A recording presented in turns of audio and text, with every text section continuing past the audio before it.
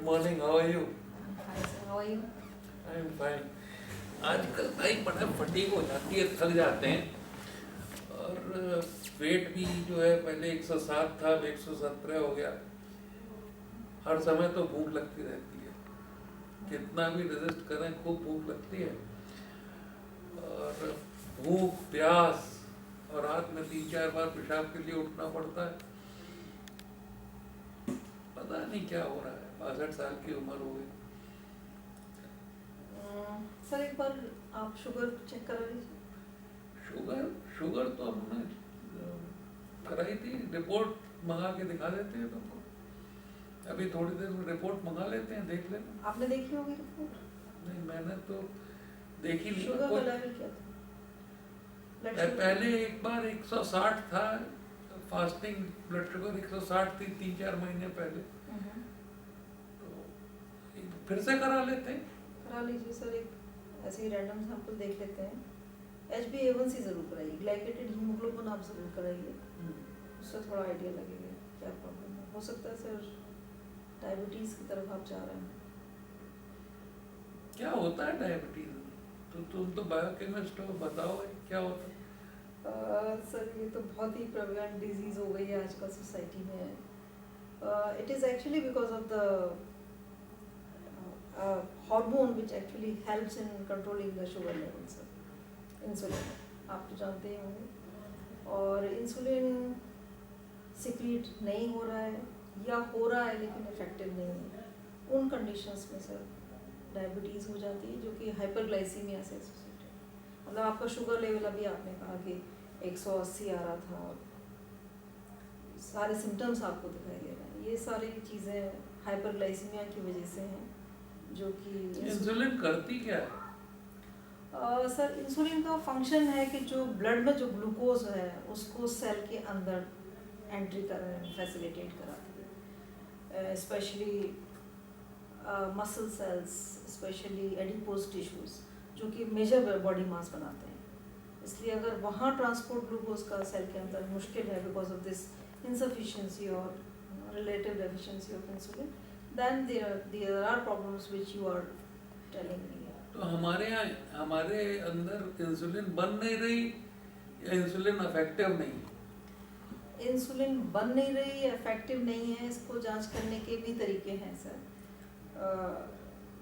आप कितना जानते हैं इंसुलिन के बारे में कि इंसुलिन सिंथेसाइज कैसे होता है, उसके साथ एक सी पेप्टाइड होता है, ये सारी चीज़ें पता तो कर सकते हैं। लेकिन सर आपके केस में क्योंकि आप ओबीज हैं, there are chances that there is insulin, जो सेंसिटिविटी है, इंसुलिन सेंसिटिविटी वो कम हो गई है। आपकी जो बॉडी की जो रिसेप्टर्स हैं जो इंसुलिन के मीडिएटेड ग्लूकोज ट्रांसपोर्ट करते हैं वो इफेक्टिव नहीं है। तो even though there may be sufficient amount of insulin, but the response to that insulin level is not properly taken up by the cell and it is creating this problem of hyperglycemia. ये किस tissue में होते हैं ये insulin receptor जो?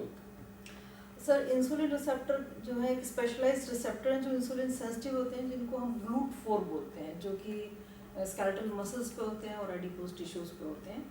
और यही tissue actually body में जो है इंसुलिन डिपेंडेंट ग्लूकोज अपटेक करते हैं। और अगर आपकी इंसुलिन सेंसिटिविटी कम हो रही है या प्रोडक्शन भी कम हो सकता है, क्योंकि जब पेशेंट जो कोई पर्सन ओबीज होता है उस केस में सर इंसुलिन प्रोडक्शन ज़्यादा होता है और उसको क्योंकि आपका फूड इनटेक ज़्यादा होता है, उसको कॉम्पनसेट करने के लिए बीटा सेल्स पे लोड ज़्यादा पड़ रहा है। और with progression of time you know it is not that effective to produce that much insulin which is your demand. इसका मतलब डिमांड ज़्यादा है और सप्लाई कम हो रही है, या उस पर लोड ज़्यादा पड़ रहा है और वो लोड होते होते इस स्टेज में आ जाता है कि वो जो है उतना बोझ नहीं संभाल पाता और बीटा सेल डिस्फंक्शन होने लगता है। अच्छा, तो मान लो कि इंसुलिन की वजह से ग्लूकोज सेल में नहीं जा पाएगा, तो एक तरफ तो ब्लड में ग्लूकोज बढ़ेगा और दूसरी तरफ सेल में ग्लूकोज कम होगा, तो ये जो बढ़ेगा उसका हमारे ऊपर क्या इफेक्ट होगा? तो जो बढ़ेगा ग्लूकोज, तो वो ग्लूकोज खाली इन दो टिश्यू में तो नहीं जा पाएगा, तो इनमें तो स्कार्सिटी होने वाली है, सेल के अंदर ग्लूकोज की स्कार्सिटी होने वाली है। तो इनको एनर्जी कैसे मिलेगी वो अलग स्टोरी है, लेकिन जहाँ ग्लूकोज फ्रीली एंटर कर रहा है, be it liver, be it your RBCs, all cell possible cells where glucose uptake is free, they will be loaded with glucose. Not only extracellular fluid will be loaded with glucose, the cells inside the cell there will be a lot of glucose, and the proteins which are playing so much important role. These are hormones also, these are enzymes also, and these perform many functions. They will be glycosylated. They are submerged in very high glucose concentration. So non-covalent attachment of this will happen. अभी आप कह रही हैं कि glycosylated haemoglobin करा दो. Exactly. That is the criteria of getting your glycemic index checked. How much was your glycemic status in last 2-3 months? तो इसका मतलब जनरलाइज्ड एंजाइमेटिक फेलियर हो जाएगा. Exactly. All possible proteins and enzymes, they will be unnecessarily glycated because of this hyperglycemia. और उसकी वजह से वो पूरा अच्छा काम नहीं कर पाएंगे. उनकी नॉर्मल फंक्शन. तो उससे क्लिनिकली हमको क्या दिखेगा? मतलब उससे क्लिनिकली ये है कि these are involved in all possible types of functions. Proteins, that which is a very important biomolecule. So they are performing many functions, and when they are glycated, they form advanced glycated end products, which have compromised function. And the cells, they have receptors also for these products, and when they bind to their receptors, they secrete pro-inflammatory factors, and that creates a lot of problems. Like वो इसीलिए हमारा ये healing नहीं हो पा रहा है. 10-12 दिन हो गए. Yes sir. नाखून में ग्रोइंग टोनियल हो गया था. इसमें हमारा हीलिंग नहीं हो पा रहा, और मुंह में जो है वो फंगल इन्फेक्शन हो गया था. तो फंगस से तो नॉर्मली बॉडी की इम्यूनिटी लड़ लेती है, पर यहाँ पे इसीलिए नहीं लड़ पा रही, क्योंकि हमारी जो इम्यूनिटी है वो कम हो गई है. सेल के सारे फंक्शंस डाउन हो गए. वो इसकी वजह से हो गया. इसलिए सारे आपके जो माइक्रोवेस्कुलर चेंजेस हैं, जो cause atherosclerosis, stroke and all possible cardiac diseases, microvascular changes. तो मतलब जो बॉडी की एंडोथेलियल सेल्स हैं वो भी जो है एंजाइमेटिक प्रॉब्लम की वजह से उनमें भी हीलिंग कमजोर हो गई. और आप सब जानते ही हैं, जब भी ग्लूकोज लेवल बढ़ा हुआ है, it is a very good medium for bacteria to grow.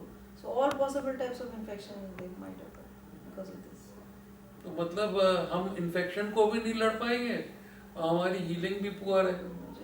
अच्छा, पर ग्लूकोज अगर सेल के अंदर कम है तो इससे क्या होगा? उससे सारे ग्लूकोज, तो उसको एनर्जी सोर्स तो चाहिए ही चाहिए. अब ग्लूकोज तो है अवेलेबल नहीं, तो बॉडी की अपनी एक मैकेनिज्म है जिससे कि जो एनर्जी स्टोर है in the form of triglycerides, lipids, fats, they will be diverted from the storage place, that is adipose tissues, through the blood, and therefore in patients of diabetes where you are seeing hyperglycemia, these free fatty acid level is very much high, because the adipose tissues, they are dissolving their fat and driving this to the tissues where they are.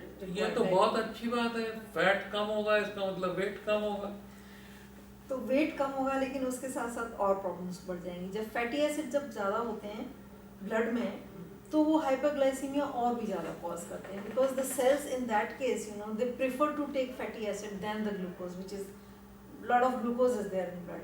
So there is consistently hyperglycemia, and it goes on increasing. ये fat cell तक जब पहुंचते हैं तो सबसे पहले तो ये टिश्यू में है, फिर उसके बाद टिश्यू से चल दिए तो वेट कम हुआ, उसके बाद ये जो है ब्लड वेसल में ट्रैवल किया तो उससे एथेरोस्क्लेरोसिस हुई.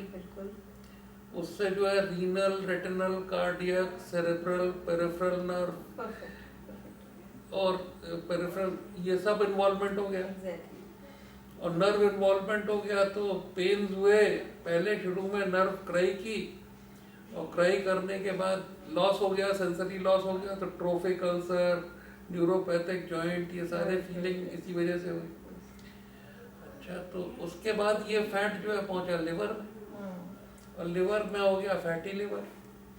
उसके बाद लिवर ने इसको कन्वर्ट कर दिया इसमें एसीटोन, 11 हाइड्रोक्सीब्यूटेरिक एसिड और कीटोएसिटिक एसिड. एसीटोन यूरिन में दिखा, तो भैया तुम हमें यूरिन में एसीटोन भी चेक करा देना. आपको एक यूरिन सैंपल देख लेते हैं, उसमें भी शुगर देख लेते हैं, उसमें कीटोन बॉडीज भी देख लेते हैं, उससे हमें ये भी पता चल जाएगा कि क्या आपका शुगर लेवल। यूरिन में कैसे टेस्ट करते हैं एसीटोन? और सर एक टेस्ट होता है रोथरस टेस्ट, जिससे कीटोन बॉडीज आइडेंटिफाई होती हैं क्वालिटेटिवली। क्वालिटेटिवली आइडेंटिफाई हो जाती है। कोई क्वांटिटेटिव तरीका भी है? क्वांटिटेटिव एस्टिमेशंस भी होते हैं, लेकिन यूरिन में उतनी ज़रूरत नहीं है, बस इतना काफ़ी है कि हम जान लें ये हैं। क्या हमने सुना है कि डायबिटिक पेशेंट जो है वो बेहोश भी हो जाते हैं, तो उनकी बेहोशी का क्या कारण हो सकता है? बेहोशी का कारण sir hyperglycaemia as well as hypoglycaemia दोनों हो सकते हैं। हाइपरग्लाइसीमिया जो कि टाइप 2 डायबिटीज़ में होता है, वो हाइपरग्लाइसीमिया में क्या होता है कि जब ऑस्मोलेटरी ब्लड की चेंज हो जाती है, बहुत ग्लूकोज बहुत ज़्यादा है, तो वो पानी ड्राइव करने लगता है इस टिश्यू से, और अगर ब्रेन सेल से अगर पानी ड्राइव करने लगा तो उस केस में ब्रेन सेल्स का फंक्शन कॉम्प्रोमाइज़ हो जाएगा और पेशेंट अनकॉन्शियस हो जाएगा। हाइपोग्लाइसीमिया में भी ऐसे मान लो हम इंसुलिन दे रहे हो तो हाइपोग्लाइसीमिया भी हो सकता है। इंसुलिन थेरेपी में बहुत जिसमें टाइट कंट्रोल रखा जाता है, which is not good for, I mean it is decided on the basis of what is the age of the patient।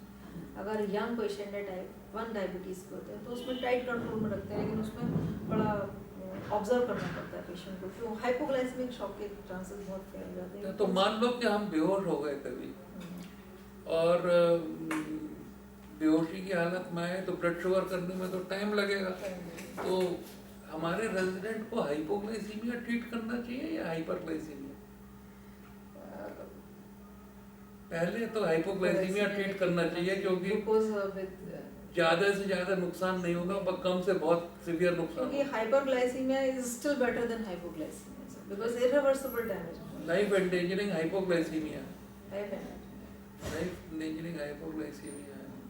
अच्छा, हमको ये जो पॉलीफेजिया, पॉलीयूरिया, पॉलीडिप्सिया हो रहा है, इसका क्या मैकेनिज्म है? सर सिंपल सी बात है, देखिए ग्लूकोज आपके ब्लड में पड़ा हुआ है, तो एक ऑब्लिगेटरी मैकेनिज्म है कि उसकी डेंसिटी मेंटेन करनी है बॉडी को, स्पेसिफिक डेंसिटी उसको maintain, specific gravity I should say वो मेंटेन करनी है। उस चक्कर में बॉडी की अपनी एक मैकेनिज्म है कि वो फ्लूइड जो पानी जो है उसको लेता रहेगा और उसको स्पेसिफिक ग्रेविटी यूरिन की मेंटेन करेगा। उस चक्कर में आप पानी डिहाइड्रेशन हो जाएगा, इसलिए आपको जो है बहुत प्यास लगती है, बार बार आपको प्यास लगती है, और ये मैकेनिज्म है to get rid of that higher glucose level with the same mechanism which I told you is the reason behind going for urination though that frequently in the night, and plus your glucose is siphoning out from the body, so your requirement for glucose is more, you are feeling hungry, you need मेरे ख्याल से जो हमारा सेटाइटी centre है उसके अंदर जो है वो ग्लूकोज घुस नहीं पा रहा है इंसुलिन की वजह से, तो उसको हर समय सेटाइटी सेंटर को ये लग रहा है कि अभी ग्लूकोज सफिशिएंट नहीं है, तो शायद वो हर समय कह रहा है कि नहीं और खाओ, इसलिए पॉलीफेजिया भी हो रहा है। थैंक यू सो मच, तुमने बता दिया। अब देखें इसका शुगर करा के तुमसे फिर मिलते हैं। Please sir, bye. Thank you so much. Okay sir.